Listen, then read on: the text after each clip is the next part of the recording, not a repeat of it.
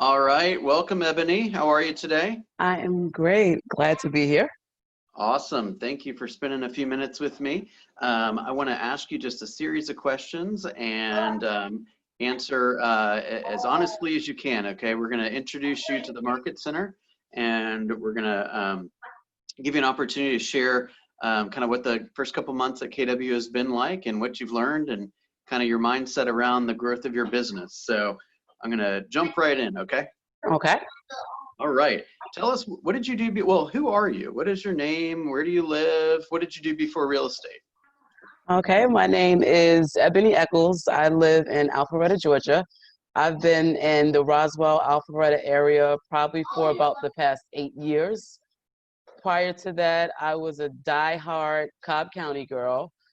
Could not get me out of Cobb County. My husband's job transitioned to Alpharetta, and that drive back and forth was too much for him. So we decided to move to the north side. And so far, I absolutely love it. Okay. A little bit more about me. My background is property management. I've been in property management for the past 8 years. What got me interested in that business is that I want to help people. Like that has always been I call it my superpower. Like Okay. I can help any and everybody. I'm just one of those people who are super relatable regardless of your background, ethnicities. I can find a way to relate to anyone. So it led me to property management. It was really, really hard for me to get into property management because I kept hearing, oh, you don't have any experience, get some experience. Well, I can't get experience if you don't give me experience. Yeah. So what I decided to do one day was literally I printed up 60 resumes. I started at exit 11 and I said, by the time I come home today, I am going to have a property management job. By the time I made it to exit 6, I finally got my breakthrough and went to a apartment community. It was a small community, only 230 units. The manager, she completely loved me, and her and I are still friends to this day. She says that she decided to give me a chance. One, I came prepared with a resume. Um, Mhm. and two, she liked my smile. On another day, I promise you I look way better than this. It's fine. But she just decided to kind of give me a chance and she molded me. So she taught me the business from start to finish. I Yeah. started with her as a leasing agent. I did really, really well. When I got to the property, she was actually a new manager there as well. The occupancy was about 82%. We needed it to be 96%. It takes 5 move-ins to move up a half a percent. By the time I left, we were at 95%. And I was there for about a year and I loved it. I helped so many people. I met great people to whereas I still have those relationships. Fast forward I from, I'm I sorry, go ahead. love that. You're speaking my language. Number one, you know your numbers. Number two, you say, hey, today something's going to happen. Yeah, So you got to maybe believe it tomorrow first. we're going to wake up and say, hey, I ain't going to bed tonight till I get a listing. Exactly. Like, look, if you can believe We're gonna it, start at this is exit what 11 and happens. we're gonna see what happens. All right, I'm going to give Ebony, you tell me about your perfect day off. What would you do during your perfect day off? Oh, pre-COVID or what we talking? Let's do current COVID. I don't know that we're gonna be seeing much change coming down the pike here. What's your perfect day off nowadays look like? My perfect day off would be to get my nails done, like super girly girl. Like Whatever. It's your before day. this, I was one of those nails, hair, like everything was always perfect. Like there was never a moment that you would find me not put together. That's the Okay. best way that I can describe it. So on a perfect day off, I just kind of want a day where I relax, I get a little pamper me in time. And as much as I love the kiddos and the husband, remove all of those and just be about me. So that's my perfect day off. All right, cool, cool. All right, so talk to me a little bit about you've been in a series of professional environments in the past. What do you think about Keller Williams? What's Keller Williams done for you in the last couple months? I love it. I feel that it is inviting, it's engaging, it's warming, it's genuine, and I'm surrounded around people who always want to see me win. and I reciprocate that as well. I Yeah. think that what I didn't realize with joining Keller Williams is how much of a mindset I needed to change my mindset. Like I thought I was completely fine and everything was just perfect in my world. Going to the productivity classes, speaking to a lot of different agents, and just having so many people embrace me, it allowed me to open up, become more vulnerable, and I know that that's going to transition into greater success in my life. I love that. Love that. Um, One of the things that I admired about you, right as we met, was you basically said, "Hey, I hear productivity coaching is something that I need to engage in. I'm going to do it right away." Um, One thing that I really think that's a smart idea, rather than going through, learning Command and finishing Ignite and figuring out all the contracts and figuring out all the inventory and the stats and all that, and then get around to, in a couple of months, productivity coaching. I think there's a lot of lost time there.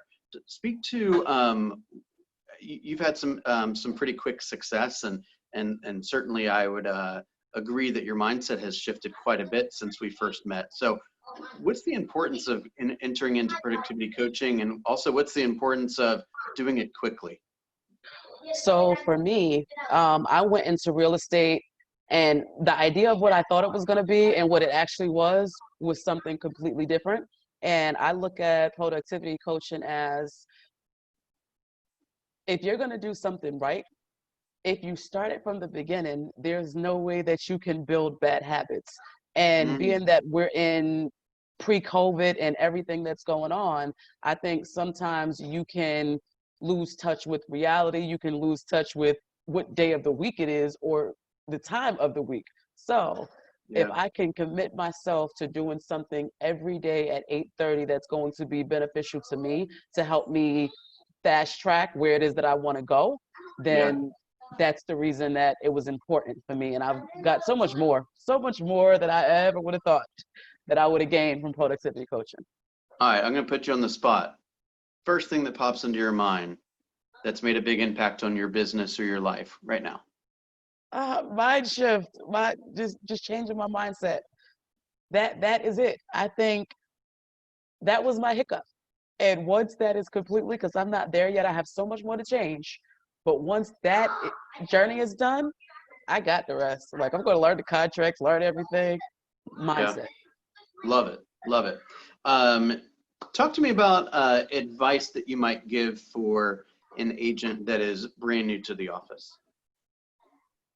Stay focused. Uh, all or nothing. And if you say that you really want to do it, commit yourself to doing it and do not allow yourself to give up even when those days are super rough.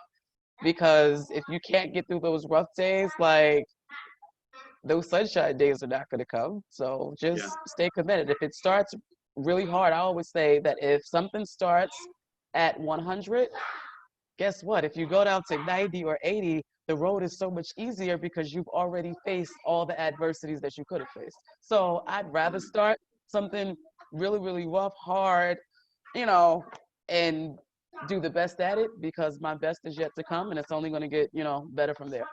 Oh man, I'm excited to witness it all. And I wanted to just take a minute to say that I'm grateful for your participation and the energy that you bring to the classes. And you had, I would say you probably had, you probably are at the top of the list for maybe not quite perfect attendance, but very, very close. And every time you miss something, you send me a message letting me know that you're not around. So I admire that. This is, I have no doubt that you're committed to building a business worth owning and having a life worth living. And I'm just grateful that I get a chance to be a witness to it. Um, Anything, oh, you did your first day of Bold today. I did. Tell us one thing you learned at Bold today. Oh my gosh, where's my notebook? It's so much, like I like it because again, it focused a lot kind of on that mindset. But it was more with Gary Keller. He was talking and he was just explaining a scenario where he pretty much he had a listing and someone canceled with him, and they was just like, oh, well, we'll get back to you. He's like, okay. And he said, I called them in about 5 or 6 days, and then they listed with someone else. And the reason is because the wife at that point said, hey, I know another realtor who can get me exactly what it is that I need and what it is that I'm looking at. And his epiphany from that was, you can be a great real estate agent, you can know the markets, you can know all of that, but if you do not know the scripts, it was a script problem, which is the reason why he lost the listing, because he didn't know how to overcome that adversity. Right, So, or he didn't even ask the right question to realize that it was an adversity. exactly. So that right there, I'm like, like, I like that. And then it was something else when he said, I need to get, something about he needs, in order for him to get paid, he needs to make these calls. He needs to, like, in order for me to get paid, I have to do this. So it Yeah, was so simple and easy. Like, you know what? If you do the work, guess what? The outcome is there. It's a numbers. Like, focus on the numbers, learn those scripts, stay dedicated, lead gen. So that was the first day of Bolt. It was good. I liked it. I'm excited about it. I printed yeah. out a lot of stuff that they gave us. It kind of reminds me of that quote that I put in the WhatsApp group yesterday that was Picasso created somewhere in the neighborhood of around 50,000 pieces of art in his career. Yet he's really only known for a handful, Hmm. right?